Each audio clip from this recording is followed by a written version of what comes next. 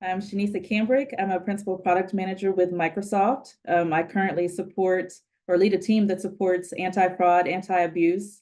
So understanding what's a bot, what's a human, and making sure that our environments are protected.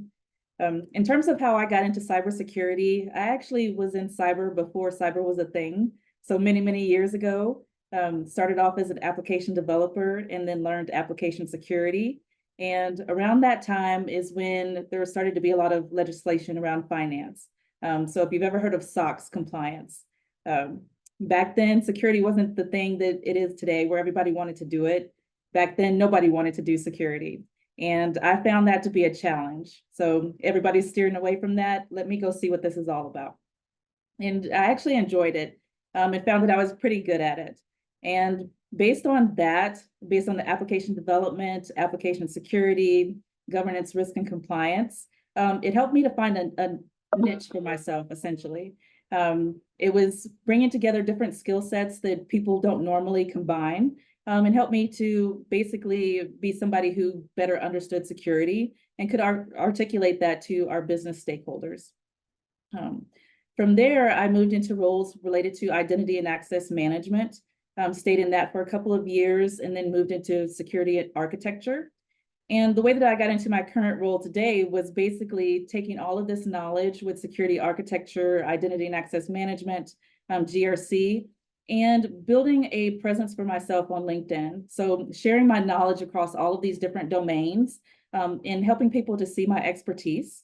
And this gave me an opportunity to now take those experiences and those skills and put them into product management, where I actually today get to design products for both Microsoft and our customers to use, which I find really exciting, because a lot of times with product managers, they may not have that hands-on experience, whereas I get to bring that to bear with the role that I have today.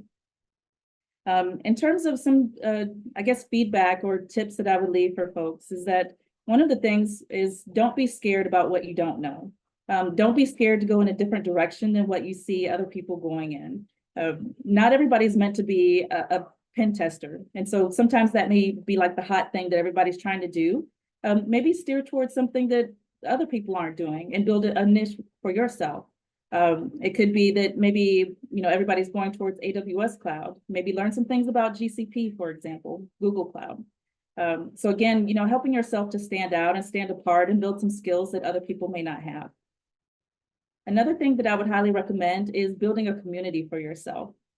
Cyber is hard, and people who tell you that it's not, they haven't been in cyber very long.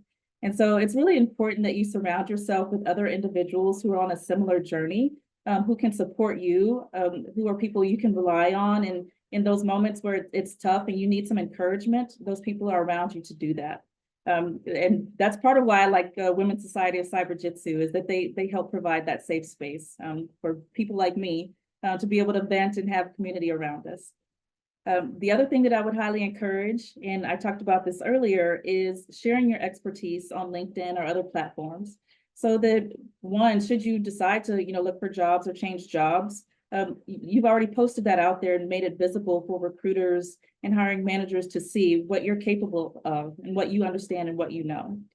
This also helps to draw in that community that I was talking about earlier. So you get to connect with other like-minded individuals that way. Let's see what other questions. Oh, in terms of a project or initiative that I found really impactful, this past year, I actually worked with some of our legal team, some investigators within my current company, Microsoft, to actually go and pursue legal action against some bad actors. A lot of times what you hear in the news is these bad actors going after companies and the companies themselves dealing with legal fallout because of privacy concerns or leaked data and things like that.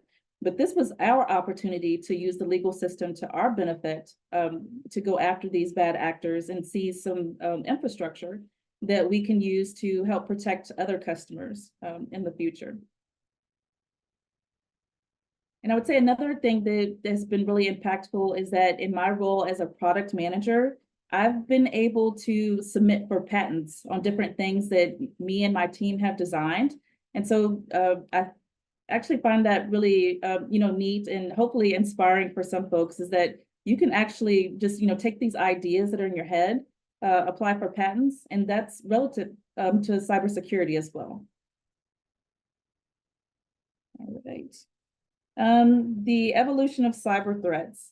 I would say over the course of my career, where I've seen cyber threats evolve is in the fact that everything is more digital now. When I started my career, that wasn't necessarily the case.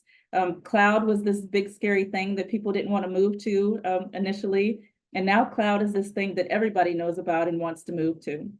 And so with people moving into cloud environments and sometimes not understanding how to properly secure those environments, bad actors have, taken advantage of that. And that's where I've seen a lot of cyber threats grow in terms of. And question in regards to what's the most challenging experience for me in terms of cybersecurity and working in this field? I would say, keeping up with what's new and what's happening. Cyber is constantly evolving. Attackers are constantly evolving. How do you stay in front of that? How do you keep momentum for, all of these, potentially long nights or long challenges that you face? So to me, again, that goes back to community and having people around you that can help support you. And then also building, balance within your life.